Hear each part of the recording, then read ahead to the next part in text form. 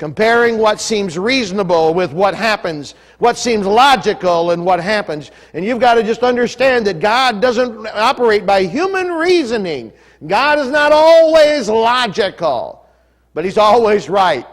And you can always trust Him. Only trust Him, only trust Him, only trust Him now. Trust and obey. For there's no other way to be happy in Jesus but to trust and obey. You can really, anybody and everybody can fail you, and they will. I mean, your dearest friend and companion, they're going to let you down. They're going to disappoint you. They're made of clay. They're made of dust. Even if they have the best of intentions. But we have a God that's not made of clay, not made with hands.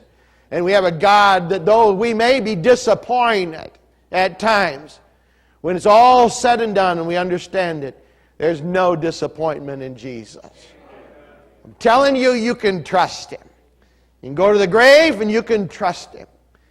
You can go to the cupboards and they'll be empty, you can still trust Him. You can be served with divorce papers, you can still trust Him.